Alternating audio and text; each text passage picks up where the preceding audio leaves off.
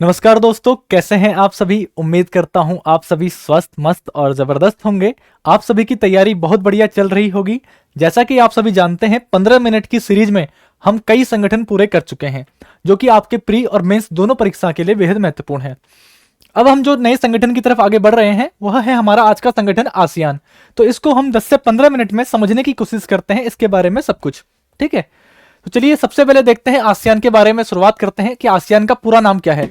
ASEAN की full form है association of south east Asian Nations. क्या फुल फॉर्म है?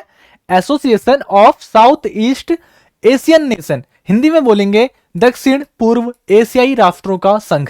यानी कि एशिया महाद्वीप को आप देखिए, एशिया महाद्वीप में जो दक्षिण में और पूर्व के जो देश हैं, दक्षिण पूर्व एशिया है ना, एशिया का भी कौन सा हिस्सा? दक्षिण पूर्व एशिया। ऐसे बताऊंगा तो Myanmar, Thailand, Singapore, Philippines, Indonesia, ये जो देश हैं ये कौन से देश हैं? ये दक्षिण पूर्व एशिया के देश हैं। तो इनके बारे में, इनका जो समूह है, इनका संघ है, इसी को हम क्या कहते हैं? आसियान कहते हैं। शुरुआत कब हुई? स्थापना हुई थी इसकी 8 अगस्त 1967 में। कैसे? बैंकॉक घोषणा के माध्यम से, यानी कि बैंकॉक घोषणा पत्र के माध्यम से इसकी शुरुआत की गई। ठीक है, बैंकॉक घोषणा क्या था? थाईलैंड की राजधानी बैंकॉक में 5 देश, इसके जो संस्थापक देश है, 5 देशों ने मिलकर किसकी? आसियान की स्थापना करी थी। वो 5 देश कौन से हैं मैं आराम से बताऊंगा। उसमें इंडोनेशिया है, सिंगापुर है, थाईलैंड है, मलेशिया है और फिलीपींस है। ये 5 देश हैं। अभी आगे इसकी आराम से चर्चा होगी। मुख्यालय की बात करें तो इंडोनेशिया के जकार्ता में इसका मुख्यालय है। और सदस्य कितने हैं इसके भैया? 10 सदस्य हैं। कई जगह आपको 11 दिख रहे होंगे, पर 11 इसके सदस्य नहीं है। 11वां सदस्य इसका तिमोर लेस्ते अभी पूरी तरह से बना नहीं है। चांसेस है कि यह बन जाए तिमोर लेस्ते, क्योंकि इस पर क्या चल रही है? मीटिंग में बार बार चर्चा चल रही है कि इसको पूर्ण रूप से दर्जा दिया जाएगा, है ना। हस्ताक्षर हो चुके हैं, अभी पूर्ण रूप से दर्जा नहीं दिया गया है।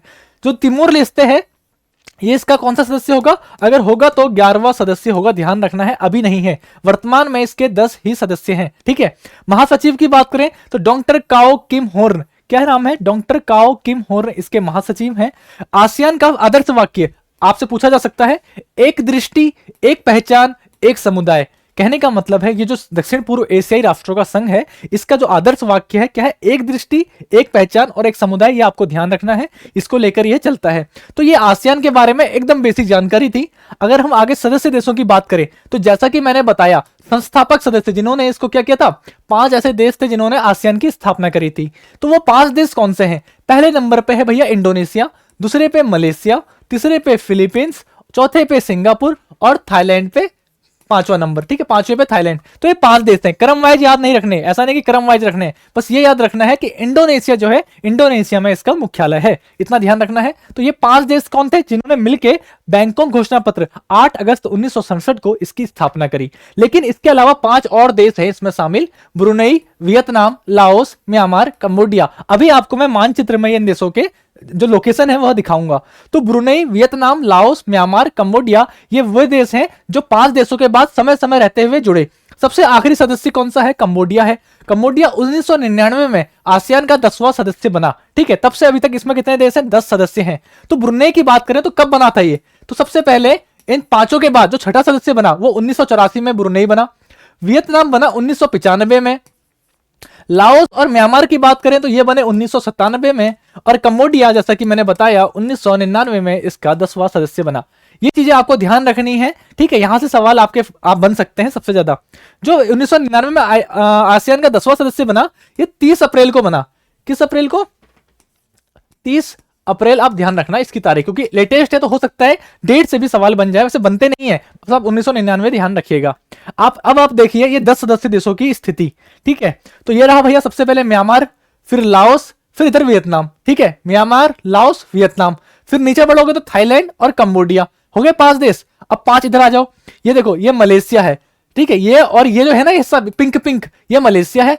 इस दोनों के बीच में यहां पर एक द्वीप है। कहां पर? देखो मैं कहां पर लोकेशन बता रहा हूं। इतना छोटा सा द्वीप है जिसका नाम है सिंगापुर। आप सोचते होंगे सिंगापुर भैया कितना फेमस है, कितना बड़ा देश होगा ना, बहुत बार नाम सुना होगा, पर छोटा सा एक द्वीपीय देश है, छोटा सा है यहाँ पे। ठीक है, सिंगापुर इतना है ये, और ये मलेशिया है। ब्रुनेई देखिए चर्चा में है, पहले भी मैंने लोकेशन बता रखी है। ये देखिए इतना सा ब्रुनेई है। ठीक, कहां पर है? मलेशिया के जस्ट ऊपर ब्रुनेई है। इंडोनेशिया की बात करें तो ये देखिए, ये पूरा क्या है भैया? ये पूरा इंडोनेशिया है। ठीक है, ये पूरा कौन सा है? इंडोनेशिया है। ये पूरे छोटे छोटे द्वीप है, इंडोनेशिया के द्वीप है। और ये क्या है भैया? फिलीपींस है। इतना याद हो गया?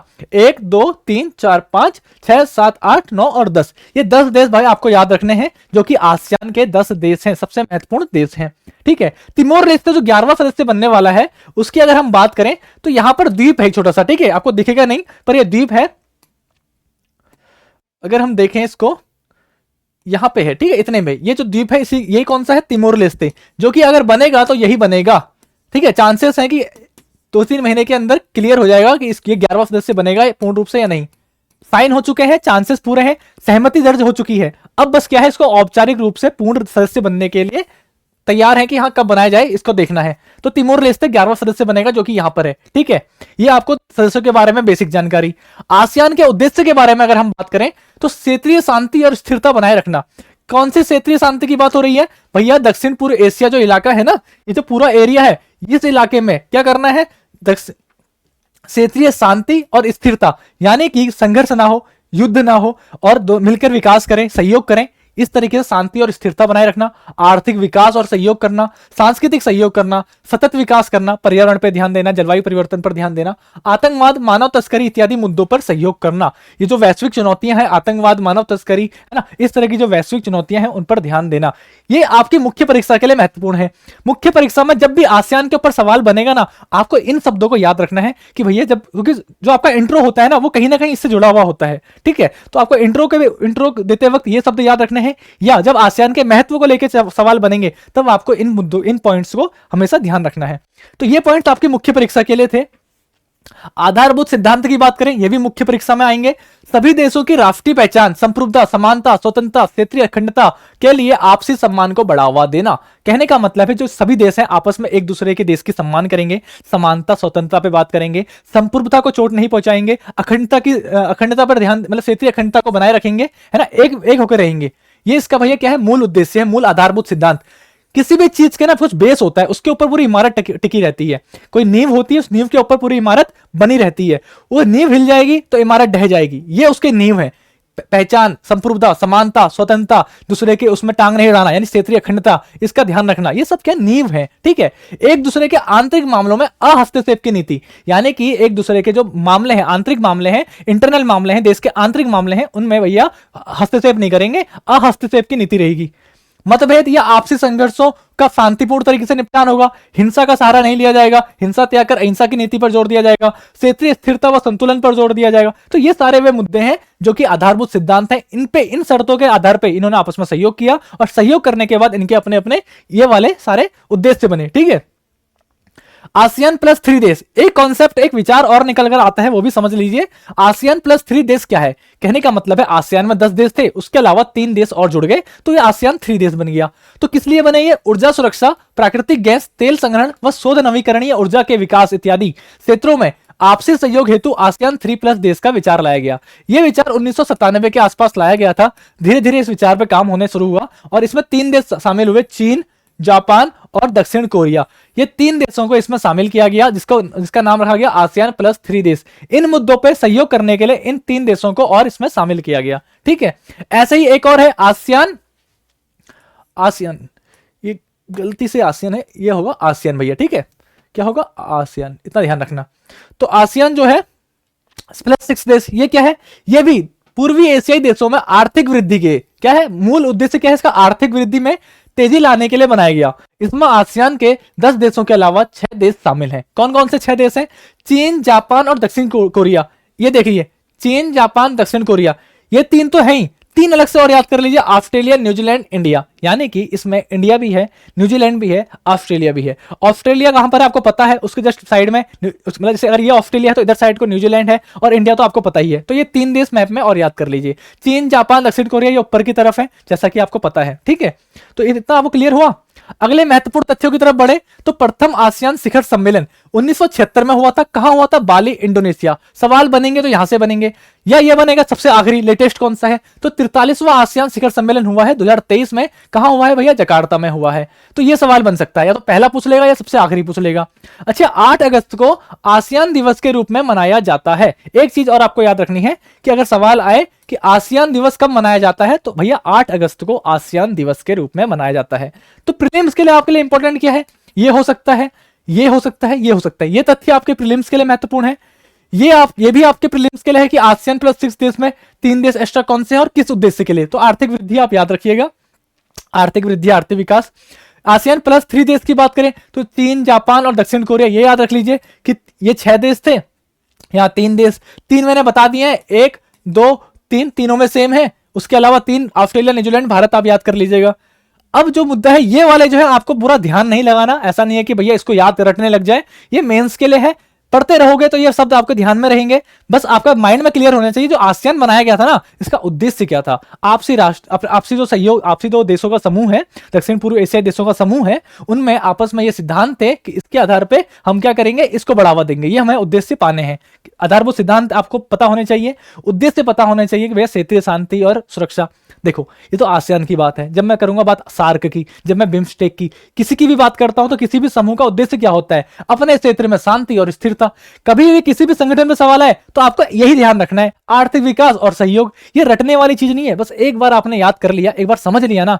मुख्य परीक्षा के सवाल जो होते हैं ना, लगते हैं बहुत डिफिकल्ट, लेकिन अगर आपको भाषा पे आपकी अच्छी पकड़ है, आपका बेस मजबूत है, आपने अगर जो क्वेश्चन पूछा गया है उस क्वेश्चन के जो कीवर्ड्स हैं उस पर आपका, जैसे आसियान पे सवाल आ गया, नाटो पे आ गया, है ना, अंतरराष्ट्रीय राजनीति के किसी और मुद्दे पे आ गया, तो ऐसे में अगर आपका बेस मजबूत है तो आप उत्तर लिख लेंगे, चाहे आपको कम जानकारी भी हो। लेकिन उसके लिए क्या होना, प्रैक्टिस करनी पड़ती है, इन सब शब्दों को याद करना, फिर अपने उत्तर लेखन में उनको शामिल करना, फिर जो पूछा गया है उस पर ध्यान देना। आपने सब याद कर लिए और सब लिख दिए, जरूर क्या पता उसमें बात हो रही है सिर्फ आर्थिक विकास और सहयोग की।